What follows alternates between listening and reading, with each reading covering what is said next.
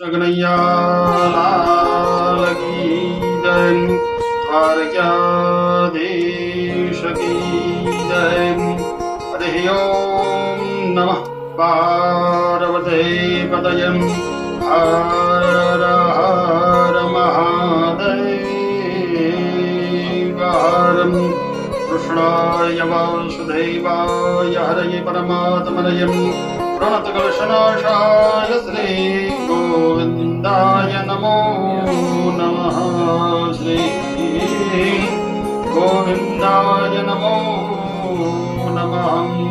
कस्तूरी तिलकं ललाटपटलं वक्षस्थले कौस्तुभं नासाग्रे वरमुक्तिकं वेणुं कलिकं शर्वाङ्गे हरिचन्दनं सुललितं गन्धैतमुपचावलिं गोपाश्रपरमेष्ठितो दिविजयतं गोपालचूडामणिं. कृष्णाय नारायणं वन्दे, कृष्णं वन्दे व्रजप्रियं, कृष्णं दयार्दं कृष्णं वन्दे पुरुषोत्तमं.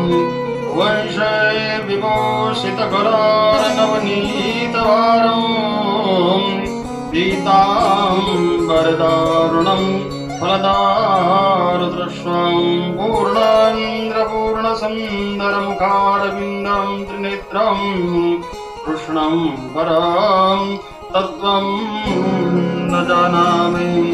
प्राणसमये कवचं वात्ये विदितं कठोरवदने स्मरणामं कृष्ण.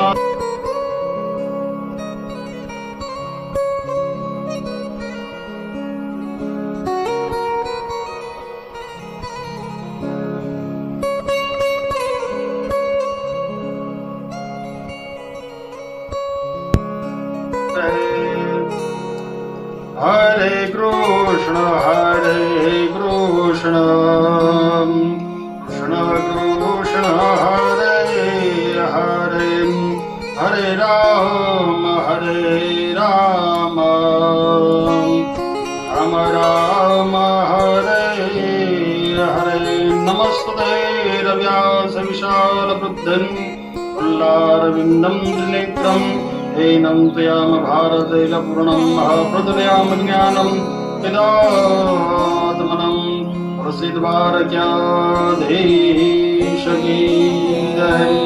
कृष्ण कन्हैयालाल की जय.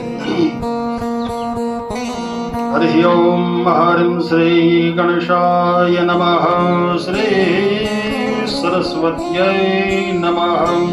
श्री गुरुवे नमः.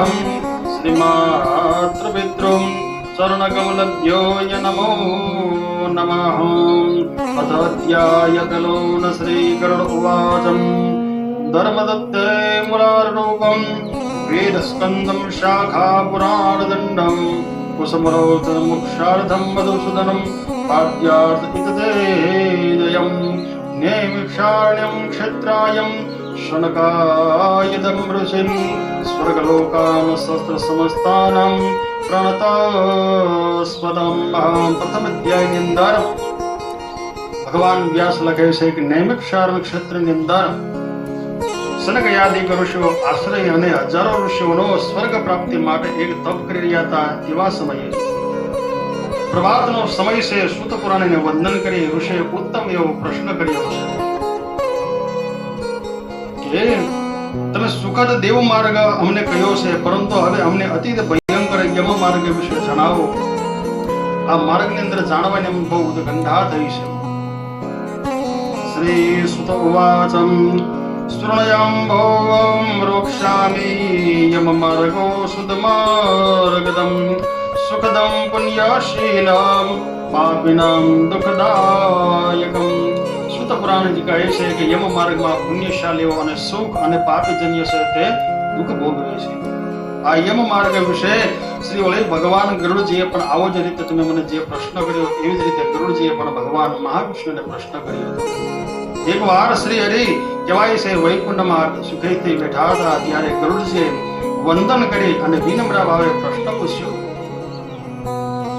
કે હે ભગવાન, આપે મને અનેક પ્રકારના ભક્તિ માર્ગ તો તમે મને બતાવ્યા છે અને કયા છે, પણ ભક્તોની ઉત્તમ ગતિનું વર્ણન તમે મને કહો.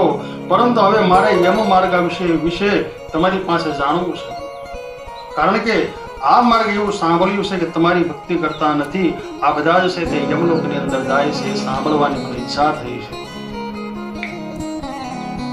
માનવ દેહમાં થાય છે તે મને કહો, કારણ કે મનુષ્ય હાય ભગવાન કહે છે પ્રણક્ષાનમ શૃણવૃક્ષેમ યમ માર્ગેનમ નરક પાપે યાત્રે સુનિતપશારવિદમ. હે ગરુડજી, યમ માર્ગમાં તથા પાપીજન્ય જે માર્ગથી જાય છે તેવું તને સંભળાવું છું કે હે ગરુડજી, સાવધાન પૂર્વક સાંભળ કે તું મારો ભક્ત હોવા છતાં આ વાત સાંભળી તને પણ ઘણો બધો ભય અને ડર લાગશે.